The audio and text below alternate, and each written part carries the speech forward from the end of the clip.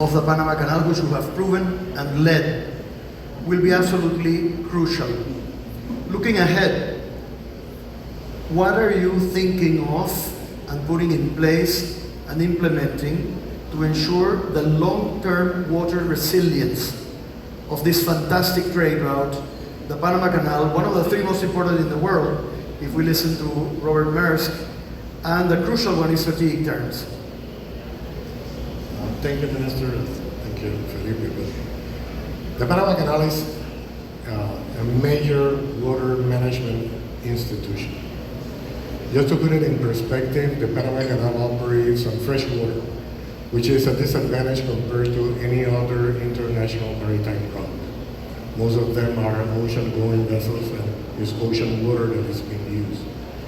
Panama has the challenge that we have to share the responsibility of providing water for human consumption for more than 50% of Panama's population, alongside providing services to international trade. To give you an idea of the scale of the responsibility the Panama Canal has, water operations at the Panama Canal are equivalent to 2.5 times the amount of water a city of the size of New York uses on a daily basis.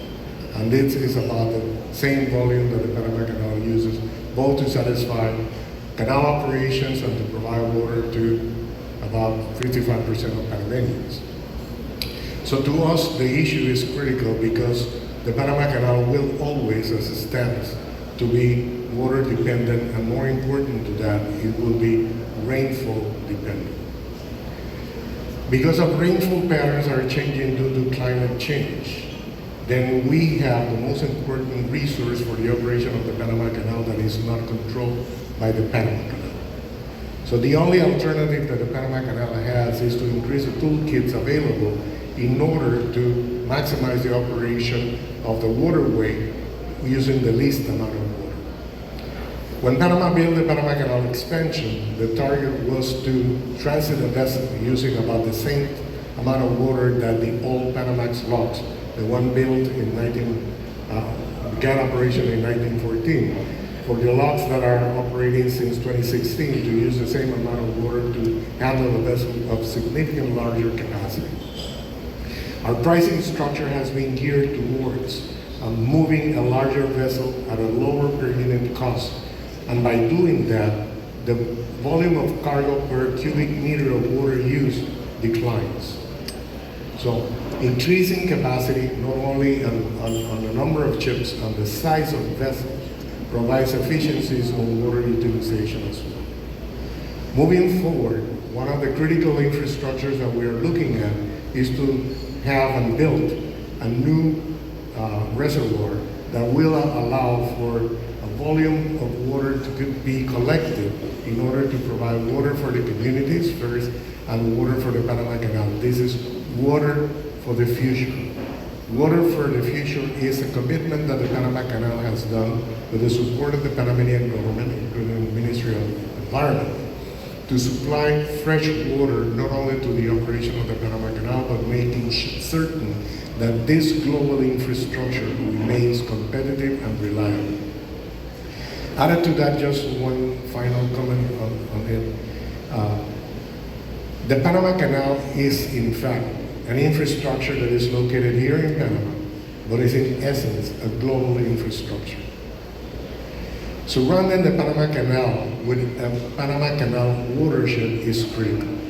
So last year, the Supreme Court ruled in favor of the Panama Canal, and the Panama Canal is responsible for about 7% of the total surface of Panama. That is the area where the rivers flow into the Panama Canal operation. The protection of the Panama Canal watershed is of paramount importance for world trade. And this is a challenge that we're going to launch to the international community to support the development, sustainability, and protection of the Panama Canal watershed, as it been instrumental in allowing the Panama Canal to operate in an efficient, reliable manner in the years to come. Thank you, sir. Please. And some of you might be thinking, what's doing the Minister of Economy and Finance in a Panama social system? Because the environment and nature is fundamental for the economy of Panama. It's a cornerstone for human development. So being carbon neutral is more than a slogan. Actually, it's human development in Panama. It's about people. And Panama, it's a successful case in managing a scarce resource in a global scale, which is water.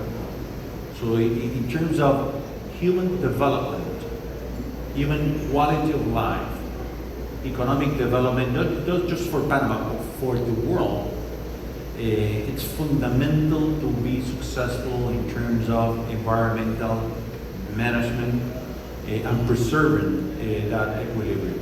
And I would like to thank the Minister of the Economy and President Molino for their support for the work that we do in the Environment Ministry. We spoke about this.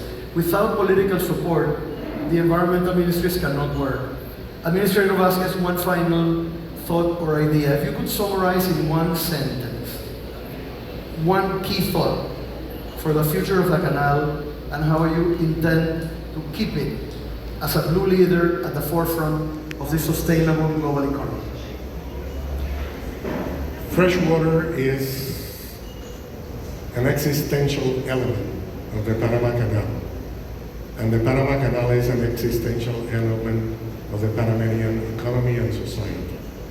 So when we go upstream in sources and uses, water is critical for the well-being of Panamanians, and it's very important for international trade and well-being as well. So everything boils down to water, everything boils down to climate. This urgency that is being shared here today and elsewhere, to us is an everyday existential requirement. So for us, it is paramount managing water in the best way possible and making sure that the quality and the amount of water that is available for Panama remains at a level that is unique as far as providing a service and providing well-being. Societies develop around water. And there is an example here in Panama that has no comparison to any other place around the world. Thank you, Administrator Vásquez.